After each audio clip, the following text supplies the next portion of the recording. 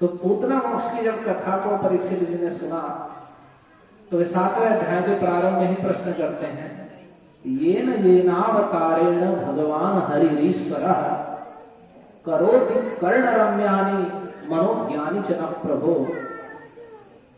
वे कहते हैं, हे प्रभु, हे सुखदेव जी, भगवान श्री हरि सर्वशक्तिमान परमेश्वर है। सर्वशक्तिमान, जितनी भी शक्ति सामर्थ्य है वो उनकी है। तो वे भगवान हरि सर्वशक्तिमान, उनको कोई शक्ति का अभाव नहीं है कि उनकी इतनी ही सीमा है कि भाई किसी देवताओं की उतनी सीमा है, वो इतने तक दे सकते हैं, वो उतने तक दे सकते हैं। नहीं, वे सर्वशक्तिमान है, संपूर्ण शक्ति के एकमात्र स्वामी और परमेश्वर है। तो वे भगवान हरि ईश्वर जो परमेश्वर हैं, वे अनेकों अवतार धारण करते हैं और बहुत सी लीलाएं करते हैं। वे अनेकों रूपों में, राम रूप में, नरसिंह रूप में, वामन रूप में और स्वयं भगवान श्री कृष्ण रूप में अनेकों लीलाएं करते हैं। वे कैसी हैं? बड़ी सुंदर हैं और कानों को और हृदय को बड़ी प्रिय लगती हैं। उन्हें सुनने में कानों को भी हृदय को भी बड़ा आनंद आता है।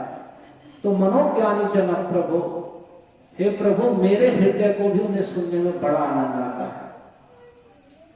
और एक और विशेषता है उनकी कथा श्रवण करने का, कि जो व्यक्ति भगवान श्री हरि की कथाओं का श्रवण करता है, उनके अवतारों की कथाओं का, तो उनकी कथा के श्रवण करने से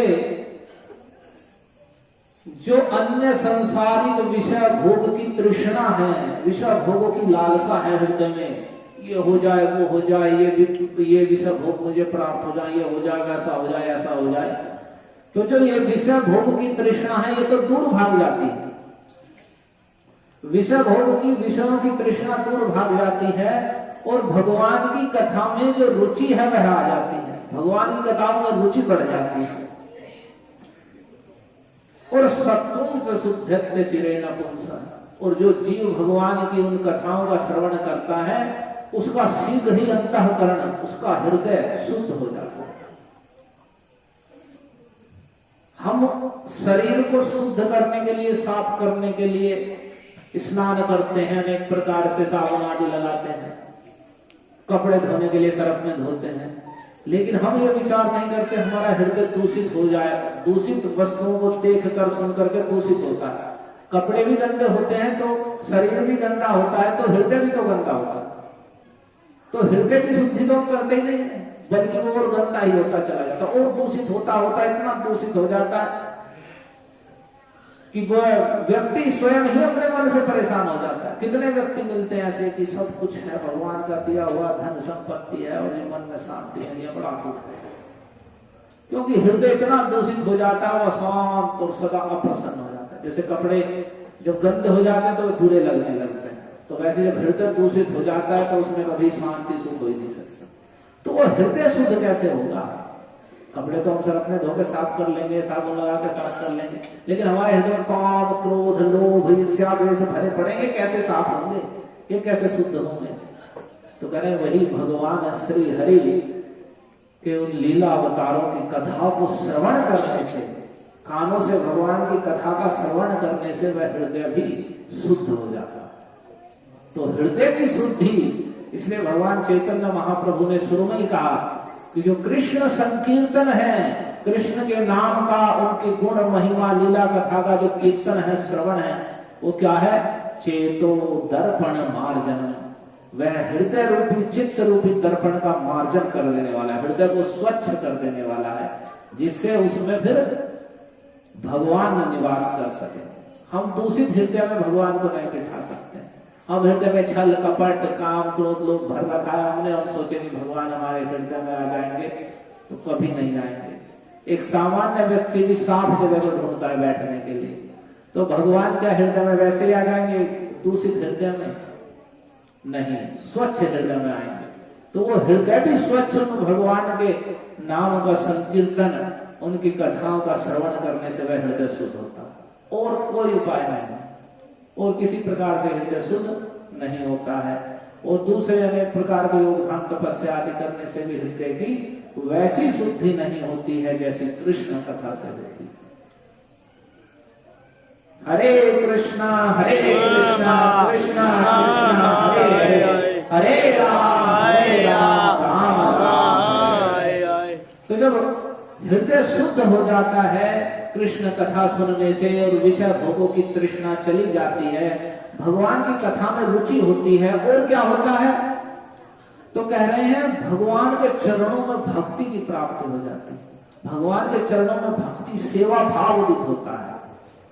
ये भोग भाव नहीं कि हम भगवान के पास इसीलिए आए बस हमारी भौतिक कामनाओं की पूर्ति करते रहे, भगवान हम थोड़ा सी पूजा करें, कुछ दान करें या कुछ 2-4 दाने चढ़ाएं और भगवान हमारे सेवक बन के हमारे आवश्यकताएं पूर्ति करते रहे, नौकर बने रहे। ये भक्ति नहीं कहलाता। भक्ति का मतलब है भगवान हमारे सेवक हैं, हमारे पास जो कुछ भगवान ने दिया है उसके द्वारा अपने शक्ति सामर्थ्य के अनुसार हमें कृष्ण की सेवा करनी है।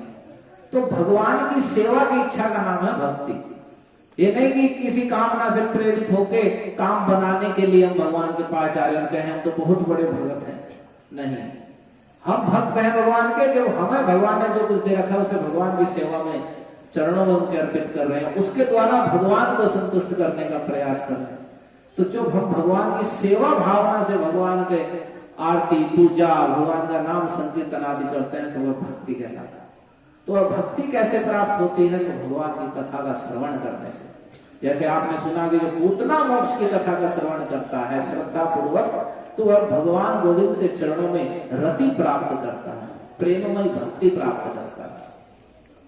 और क्या, भगवान के भक्तों के भगवान के चरणों में भक्ति होती है और तत्पुरुषे च सख्यम, और मित्रता भगवान के भक्तों से मित्रता हो जाती है।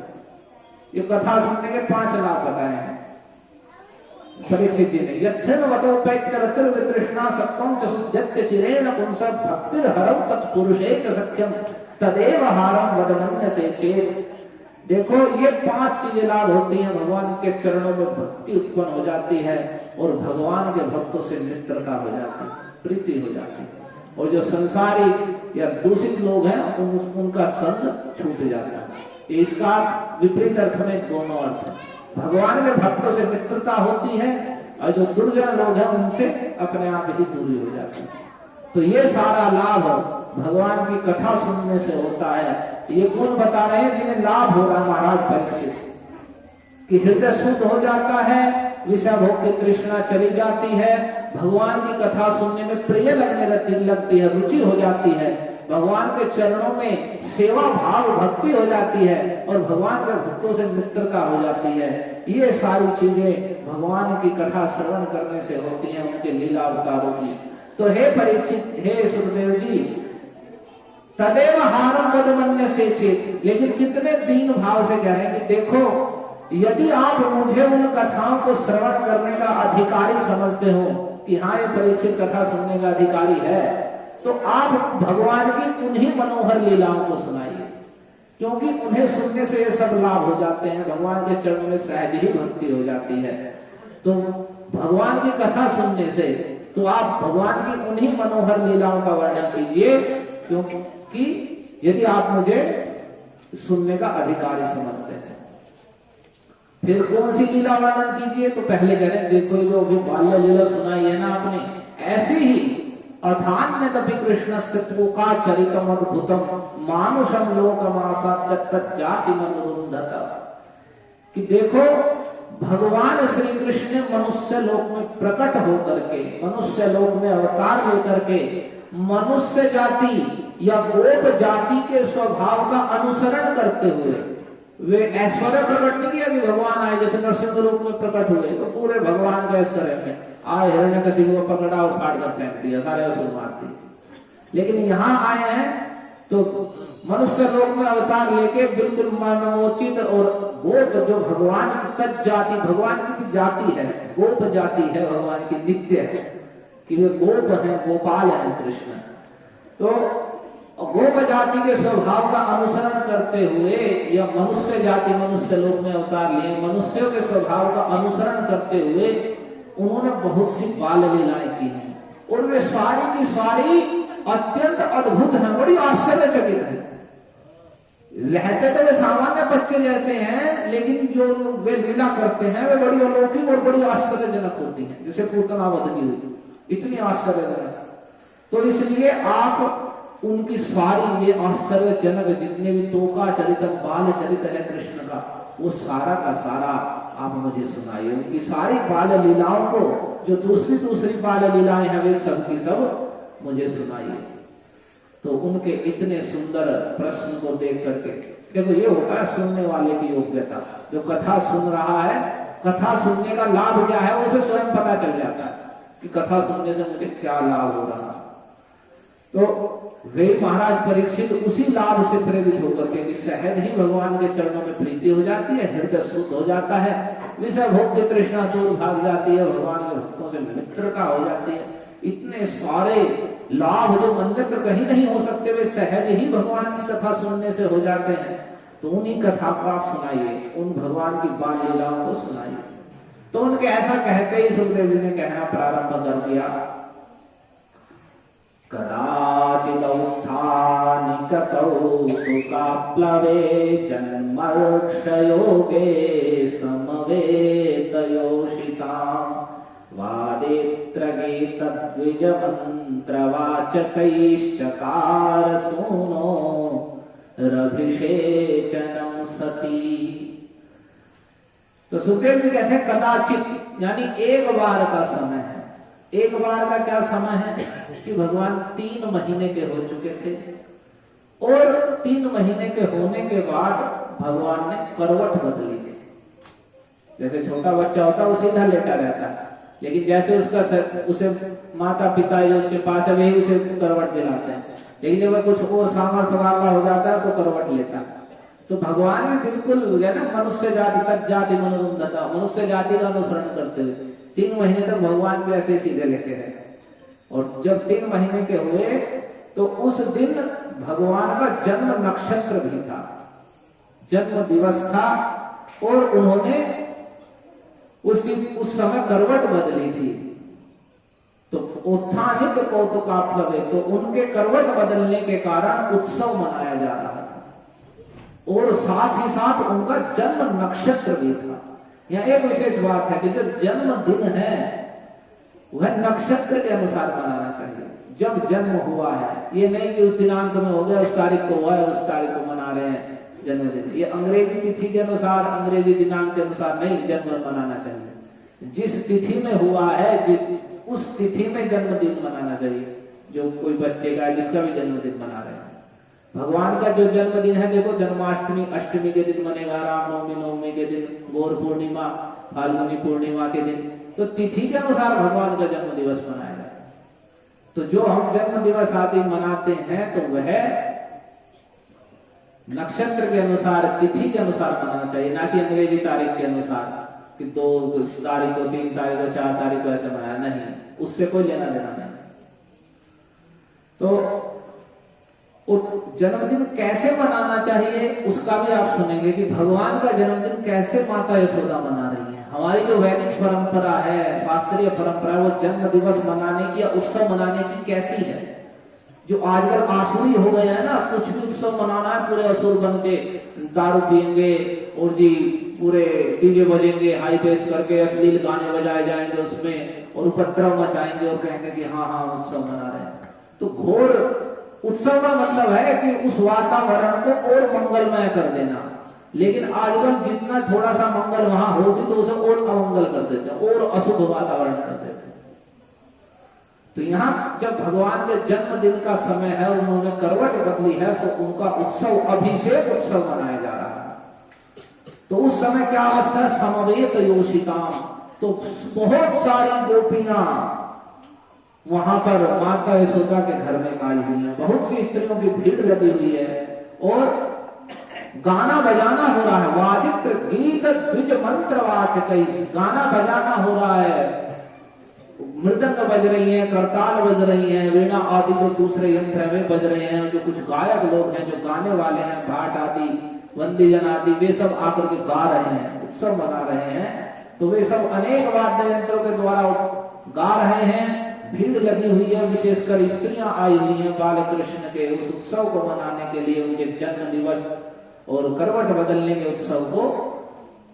तो उसी समय माता यशोदा ने और बहुत से ब्राह्मणों को बुलाया है, जो मंत्र के वैदिक मंत्रों को जानने वाले और सदाचार से संपन्न हैं। ऐसे श्रेष्ठ ब्राह्मणों को बुला करके वे सब मंत्र पाठ कर रहे हैं, द्विज मंत्रवाचक ही। तो एक और गाना बजाना हो रहा है और एक और ब्राह्मण लोग मंत्रों का उच्चारण कर रहे हैं, और सभी गोपियों से घिरी हुई माता यशोदा उस समय सबके बीच में सती साथ हुई यशोदा जी सुनो अभिषेचनम चकारा। उन्होंने अपने पुत्र बाल कृष्ण का अभिषेक किया। अभिषेक का मतलब उन्हें स्नान कराया, सुंदर शंख आदि के द्वारा जल लेकर के, अनेक तीर्थों के जल से या दूध से, दही से, घी से, इन सब के द्वारा पूरा साक्षात अभिषेक कर रही है। जैसे यहाँ जन्माष्टमी आदि के समय करते हैं अनेक मंदिरों में भगवान के श्री विग्रह का, तो वहां माता यशोदा साक्षात कृष्ण को अभिषेक का मतलब स्नान करा रही है, दूध से, दही से, शुद्ध जल से, इस प्रकार से। तो उसी समय सब ब्राह्मण लोग मंत्र पाठ आदि कर रहे हैं, गीत गाए जा रहे हैं, तो और आशीर्वाद दे रहे हैं। उसके बाद भगवान को स्नान करा करके, तो उस समय भगवान के स्वरूप का वर्णन करेंगे। भगवान उस समय कितने बड़े हैं, तो कह रहे हैं स्निग्धा पश्यति शेषमयति भुजयो युग्मं मुहुश्चालयन् अत्यल्पं मधुरं चकोयति परिष्वङ्गाय चाकांक्षति लाभालाभवसादमुस्य लसति क्रन्दत्यपि क्वाप्यसौ पीतस्तन्यतया स्वपित्यपि पुनर्जाग्रन्मुदं यच्छति। उस समय कृष्ण ऐसे बाल कृष्ण 3 महीने के, उनका स्वभाव कैसा है, तो वे स्नेह से तर होकर पश्यति गोपियों की ओर आंख उठा करके देखते हैं। जब गोपियां या माता यशोदा आती हैं तो स्नेह से युक्त होकर उनकी ओर देखते हैं, और फिर शेषमयति और थोड़े थोड़े मुस्कुराने लगते हैं, छोटे बच्चे की बिल्कुल बाल लीला करते हुए उन स्नेह से उनकी ओर देखते हैं। जैसे कोई गोपी माता यशोदा रोहिणी आई और उन्हें देख करके हंसने लगते हैं, मुस्कुराने लगते हैं, और दोनों भुजाएं बार बार हिलाते हैं। ये परमेश्वर है जिन्होंने पूछना का हद कर दिया है।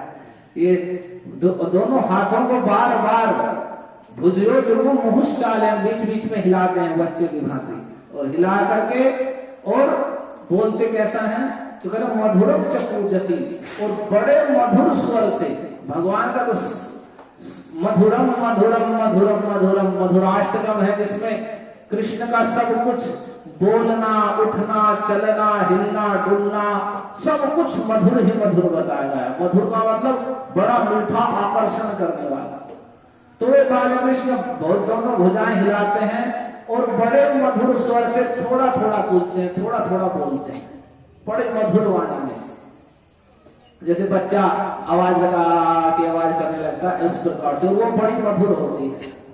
और परिस्वंगाय चाकांक्षति, और जैसे ही माता यशोदा गोपियां आती हैं, आनंद बाबा आदि, तो उनकी गोद में चढ़ने के लिए आकांक्षा करते हैं, ललकते हैं, वे इस हाथ से ऐसे करते हैं कि गोद में जाना चाहते हैं। और लाभा लाभ वसादमुस्य लसति, जो भी कुछ वस्तु में प्राप्त होती है उससे खेलना शुरू कर देते हैं। और न मिलने पर, यदि वह वस्तु ना मिले, कोई वस्तु जो वे चाह रहे हैं वो नहीं मिली, तो कह रहे क्रंदति, उसके बाद क्रंदन करते हैं, रोने लग जाते हैं अगर कोई वस्तु नहीं मिली। तो जो कह रहे हैं बिल्कुल मनुष्य जाति का या बिल्कुल गोप बालक का, वे उसके अनुसार भगवान अपनी मनोहर बाल लीला कर रहे हैं। एक सामान्य बच्चा जो हाड़ मांस के शरीर वाला है, छोटा सा बच्चा, वह एक सामान्य, वह सबके मन को आकर्षित करता है, बड़ा प्रिय लगता है, और उसके माता पिता आदि को तो बहुत अधिक। तो आप सोचिए कि सच्चिदानंद स्वरूप भगवान जो सारे सौंदर्य का एकमात्र आश्रय है, वे भगवान जिन माता यशोदा के पुत्र हैं, वे जो गोप गोपी वहां हैं, उनका कितना स्नेह होगा कृष्ण के प्रति। और वे कृष्ण जो सारे सौंदर्य के एकमात्र आधार है, वे जब मनोहर बाल लीलाएं कर रहे होंगे तो कैसा उनका हृदय आकर्षित होता होगा सबका, तो कल्पना से अतीत है। कितना आनंद उनके हृदय में आता होगा, कैसे मनोहर बाल लीला करते हुए कितने प्रिय और मनोहर कृष्ण लगते हैं। तो उन सब का वर्णन, जब कोई वस्तु नहीं मिलती तो नहीं मिलने पर क्रंदन करने लगते हैं, रोने लगते हैं। और कभी कभी कह रहे वापस पीतस करने पे आशोपति, कभी कभी दूध पीकर सो जाते हैं। दूध पान किया और पीते पीते सो गए, बीच में छोड़ गए। बच्चा दूध पीते पीते सो जाता है, तो वैसे सो जाते हैं। और फिर कह रहे पुनर्जागरण मुदम यच्छति, और फिर जागृत होकर के फिर अनेक प्रकार से ऐसे बाल चापल्य बस ऐसे ही मनोहर चेष्टाएं करके सभी को आनंदित करते रहते हैं। उस अवस्था के बाल कृष्ण का माता यशोदा ने ब्राह्मणों के द्वारा मंत्र आदि पाठ करा करके वे 3 महीने के उन्होंने करवट बदले, तो उत्सव मनाया, उनका अभिषेक किया। तो जब माता यशोदा ने ब्राह्मणों के द्वारा स्वस्ति वाचन करा करके उन्हें नहलाने आदि का कार्य संपन्न किया, स्वस्ति वाचन करवाया, अनेक प्रकार से मंत्र पाठ कराया। उन्होंने ऐसा नहीं कहा कि नंद बाबा ने कहा कि अब डीजे ले आओ और चलो सब अब बहुत हाई बेस के गाने बजेंगे और सब दारू पी के यहाँ नाचेंगे, उनके घर में लड़का हुआ है, उत्सव मनाया है। नहीं, वे अपने घर में श्रेष्ठ ब्राह्मण साधु को बुलाकर से उनके भगवान की महिमा से युक्त मंत्रों का, श्लोकों का उच्चारण करा रहे हैं, भगवान के नामों का कीर्तन हो रहा है, गीत आदि बजाए जा रहे हैं, मृदंग, करताल, ढोलक आदि सब बज रहे हैं। तो पूरा वातावरण पूरा मंगलमय है, भीड़ लगी हुई है और सभी लोग। तो उसके बाद जब स्नान आदि किया, स्वस्ति वाचन कराया। स्वस्ति वाचन होता है किसी भी पूजा आदि से पहले स्वस्ति नो गोविंदः स्वस्ति नो च्युतानंतौ, ऐसे भगवान के नामों के द्वारा कि स्वस्ति का मतलब कल्याण हो, अच्छा हो, सब कुछ भगवान मंगल करें, कल्याण करें। तो अब वेद मंत्रों के द्वारा बोला जाता है। तो वह सब करा करके उसके बाद उन्होंने ब्राह्मणों का पूजन किया। कैसे पूजन किया? सुंदर रूप से खूब सम्मान किया, सुपूजित ही सुंदर अति से सम्मान किया। उन्हें अन्नाद्य वास सर्वभीष्ट देनु, उन्हें अन्न का दान किया, भोजन कराया, सुंदर वस्त्र दिए, मालाएं पहनाई और गायें, सुंदर गायों को जो जिसने जैसी गाय की अभिलाषा करी, जितनी गायों की इच्छा करी, उन ब्राह्मणों को उन्होंने गायों का दान किया। अन्न दिए, वस्त्र दिए, मालाएं पहनाई और गाय दी। और कहे मुंह मांगी वस्तुएं, जो उन्होंने इच्छा की, ये सब नंद रानी यशोदा जी ने बड़े आनंद से उन सभी ब्राह्मणों को दान की। तो जब ऐसा कर रहे थे तो उस समय और स्नान आदि कराया, तो कृष्ण भी स्नान आदि करके, आप सुन ही रहे हैं, बाल चापल्यवश वे सो जाते हैं। तो जब उन्होंने देखा कि धीरे धीरे कृष्ण की आंखों में निद्रा आ रही है, तो उन्होंने उन्हें पुत्र को धीरे से सैया पर सुला दिया। तो वो सुला कहां दिया? एक छकड़ा था बहुत बड़ा, मतलब बैलगाड़ी जो गाड़ी होती है बड़ी विशाल, और उसके नीचे वह बिछा करके, क्योंकि इतनी भीड़ आई हुई थी, उसके नीचे वो पालना या जो भी कुछ उन्हें लिटाने का था वह रख करके उसके नीचे सुला दिया। और वे बाल कृष्ण वहां पर माता यशोदा के सुला देने पर धीरे धीरे उस सैया पर सो गए। तो सो गए तो कुछ देर बाद अब माता यशोदा तो वहां से चली गई और जाकर के जितने भी जो अन्य ब्रजवासी गोप गोपियां सब आए हुए थे, उन सबका वे सत्कार कर रही थी। सबके स्वागत सत्कार में, मिलने जुलने में वे तन्मय हो रही थी। उनके घर उत्सव था, तो वे तो वहां उन सबका आदर सत्कार पूजन में व्यस्त थी। इधर जब इनकी आंख खुली तो पहले तो अभिषेक आदि हो गया, तो उस अभिषेक के बाद उन्हें थोड़ी सी थकान सी हो गई, लेकिन आंखें खुलते अब उन्हें स्तनपान करने की इच्छा हो गई, दूध पीने की इच्छा हो गई। तो जब उन्हें दूध पीने की इच्छा हुई तो उन्होंने रोना प्रारंभ किया, जैसे छोटा बच्चा मांगता है तो रोना प्रारंभ किया। तो वे जोर जोर से रोने लगे, लेकिन इतना उत्सव गाना बजाना हो रहा है, नैवा समोर रुदितम सुतस्य सा, तो माता यशोदा को उनके रोने की कानों में ध्वनि नहीं पड़ी। तो जोर जोर से रोने लगे और रोते रोते बहुत स्तनपान करने के लिए, लेकिन इतने भीड़ में माता यशोदा को या अन्य किसी को भी सुनाई नहीं दिया कि वे उसके नीचे जो बाल कृष्ण है जिनके लिए उत्सव मनाया जा रहा है वे ही रो रहे हैं। दूध पीने के लिए, स्तनपान करने के लिए। तो जब किसी ने नहीं सुना, बहुत देर हो गई, तब रोते रोते जैसे हाथ पैर हिलाते हिलाते भगवान ने पैर भी ऊपर को हिला दिया, चरणावदक्ष पर। तो जैसे ही वे नीचे सोए हुए थे उस छकड़े के, और जैसे उन्होंने ऊपर की ओर पैर हिला दिया तो पैर थोड़ा सा हिलते हिलते हिलते उस छकड़े से स्पर्श हो गया। और जैसे उस छकड़े से स्पर्श हुआ, उसके बाद क्या हुआ, इस कथा को हम कल सुनेंगे। हरे कृष्णा कृष्णा कृष्णा हरे हरे, हरे राम राम राम हरे। अब एक बात है, दीपावली है 21 तारीख की, मंगलवार की।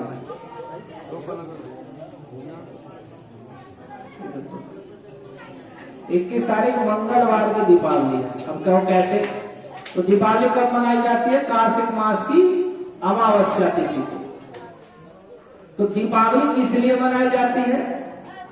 तो दीपावली मुख्य मनाने का उद्देश्य है कि देव उत्थान के दिन भगवान क्षीर सागर में सोते हुए भगवान नारायण देव उत्थान की एकादशी को योग निद्रा से जागते हैं। तो उससे पहले दीपावली के दिन, अमावस्या के दिन लक्ष्मी जी का जागरण होता। तो लक्ष्मी जी के जागरण के कारण ही दीपावली मनाई जाती है।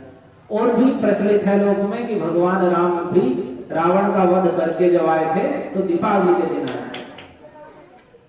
तो लक्ष्मी जी के जागरण के उद्देश्य से दीपावली मनाई जाती है। और ये भगवान की ये जो दाम बंधन लीला है, भगवान को ओखल से माता ने बांधा है, ये भी दीपावली के दिन की घटना है। तो कार्तिक मास की अमावस्या को दीपावली मनाई जाती है। तो उसकी मनाने की विधि ये है कि सुबह से शाम तक उपवास रखा जाता है। वृद्ध और बालक या जो रोगी हैं उन्हें छोड़ करके शाम तक उपवास रखना चाहिए। और शाम के समय, प्रदोष के समय, रात्रि के समय, जो ये हम दीपदान करने के लिए आते हैं 8-9 बजे के समय, इस समय लक्ष्मी जी का जागरण किया जाता है और लक्ष्मी नारायण की पूजा होती है, या राधा कृष्ण जी।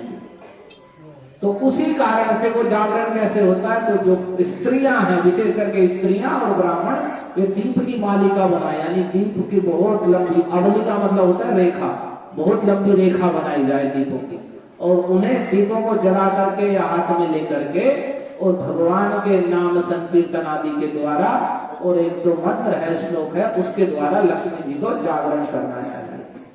तो जो ऐसा करता है और जागरण करने के बाद फिर भगवान को भोग लगा करके उसके बाद भोजन अन्न आदि ग्रहण करना चाहिए। तो जो ऐसा करता है तो कह रहे पुमान संवत्सरम यावत लक्ष्मी तम नैव मुच्यति, जो ऐसे करके लक्ष्मी जी का जागरण करता है, दीप आदि जला करके घर में स्त्रियां आदि, और भगवान का कीर्तन करता है, फिर उन्हें भोग लगा करके जब ग्रहण करता है, तो 1 संवत्सर पर्यंत फिर लक्ष्मी जी उसका त्याग नहीं करती है, यानी अगले वर्ष तक फिर लक्ष्मी जी उसे नहीं छोड़ते हैं। तो इस प्रकार से लक्ष्मी जी का दीपावली के दिन जागरण करता है। अब बात आता है कि अमावस्या को, किस अमावस्या को ये करना चाहिए। मैं हरि भक्ति विलास से बोल रहा हूँ, वो उदाहरण दे रहे निर्णयामृत से, श्री गोपाल भट्ट गोस्वामी, सनातन गोस्वामी। तो कह रहे हैं उपवा विश्व अमावस्या प्रतिपद युताग्राह्या, कि जो उपवास आदि के विषय में जो अमावस्या है वह प्रतिपदा से जो युक्त है उसे ग्रहण करना चाहिए। जो 20 तारीख को जो अमावस्या है वह दिन में नहीं है, यानी वह पूर्व तिथि से, चतुर्दशी से युक्त है। दिन में जो सूर्योदय के समय चतुर्दशी तिथि है, उसके बाद रात्रि में अमावस्या है। तो लोगों को रात्रि में धूम धड़ाका करना है तो रात में अमावस्या, इसलिए दीपावली मनाना। तो दीपावली कब मनानी है? तो कह रहे हैं वह अमावस्या ले नहीं है दीपावली को मनाने के लिए जिसमें व्रत उपवास आदि रखा जाता है, जो प्रतिपदा से युक्त है, यानी अगली तिथि से युक्त है। तो अगले दिन भर अमावस्या तिथि है, फिर रात्रि में प्रतिपदा है। तो वह अमावस्या ग्रहण करनी है जो प्रतिपदा से युक्त है। तो इसलिए जो 21 है तो मंगलवार को जो अमावस्या है, सूर्योदय उसी अमावस्या में सूर्योदय मंगलवार के दिन 21 तारीख को है, तो वह अमावस्या तिथि है जिसमें दीपावली मनानी है। और भी इसके विषय में कह रहे हैं अमावस्या तृतीया चा उपास्या परान्विता, जो अमावस्या और तृतीया तिथि हैं उनमें जब वे अगली तिथि से युक्त हो तब उपवास रखना चाहिए। तो हमें लक्ष्मी जी के जागरण के लिए उपवास रखना है शाम तक, तो जो अगली तिथि से युक्त अमावस्या यानी प्रतिपदा से युक्त है उसमें जागरण करना है लक्ष्मी जी का, उस दिन दीपावली मनानी है, उपवास आदि रखना है। और भी कह रहे हैं, तो ये तो हो गया जो करना है, और जो नहीं करना करे भूत विद्यात्म अमावस्या निष्फलम स्यात् विदम, जो पूर्व तिथि से युक्त अमावस्या है यानी चतुर्दशी से युक्त है वह निष्फल हो जाती है, उसका कोई फल नहीं होता है। और आप कह रहे हैं भूत विद्यात्म अमावस्या न ग्राह्या मुनि पुंगवई, जो मुनि श्रेष्ठ मुनिगण हैं वे भूत विद्या यानी पूर्व तिथि से युक्त जो अमावस्या है, चतुर्दशी से युक्त अमावस्या है, उसे ग्रहण नहीं करते।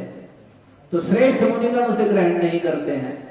तो जो अगर आप श्रेष्ठ मुनिगण हैं तो उसे ग्रहण नहीं करेंगे। 21 तारीख को मंगलवार के दिन दिनांक 21 को अमावस्या तिथि है, तो जो प्रतिपदा से युक्त है और उस दिन दीपावली है। रही दीप जलाने की बात, तो पूरे कार्तिक में दीप जलाए जा सकते हैं और जलाने चाहिए, केवल यही दीपावली के दिन। हम पूरे कार्तिक भी घर के चारों ओर भगवान के आगे मंदिर में सब जगह दीप जलाने चाहिए।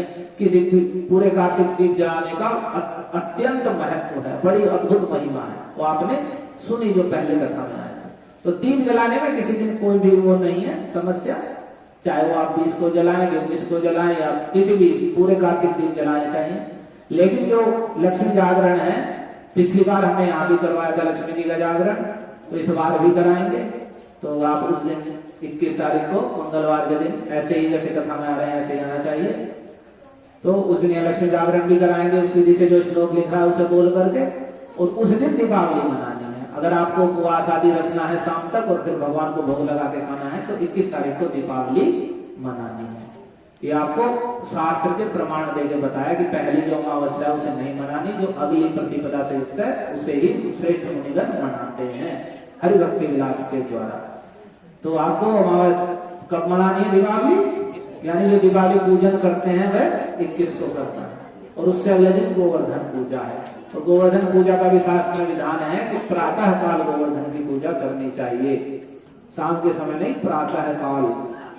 और दीपावली वाले दिन जो 21 को दीपावली है, उस दिन जो चाहता है कि गायों की और पशुओं की वृद्धि हो, निरोग हो, तो दीपावली जो प्रतिपदा से युक्त है उस दिन ही उन्हें शाम के समय चाहिए कि पशुओं को खोल दें और उन्हें क्रीड़ा कराएं। तो ऐसा करने से उस देश की, राष्ट्र की और गायों की वृद्धि होती है। हरे कृष्णा हरे कृष्णा हरे राम राम राम हरे हरे।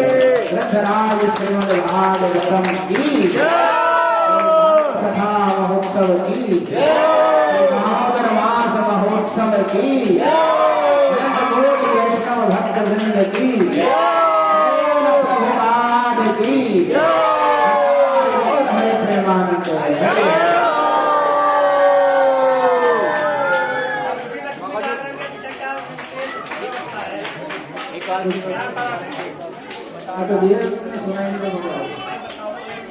बताएंगे कि जब देवोत्थान को भगवान जगते हैं तो उससे पहले लक्ष्मी जी जागृत होते हैं। तो ये जागरण उसी समय होगा जैसे दीपदान होता है, उसके बाद इस कथा प्रारंभ करते हैं उस समय कराएंगे। बहुत 5-10 मिनट का तो खाते हैं। तो आप दीप उस दिन ज्यादा लेके आ सकते हैं, और घर भी आपको कैसे करना है, दीप जला करके और भगवान का कीर्तन करते हुए कहना है कि हे भगवान की प्रिय लक्ष्मी देवी आप जागृत हो जाइए। एकादशी कल जो एकादशी व्रत खोलने का समय है 6:23 से 10:11 तक है, यानी सुबह 6:23 से और 10 बजे के बीच में एकादशी का व्रत आपको खोल लेना है भगवान को भोग लगा करके प्रसाद के द्वारा। हरे कृष्ण।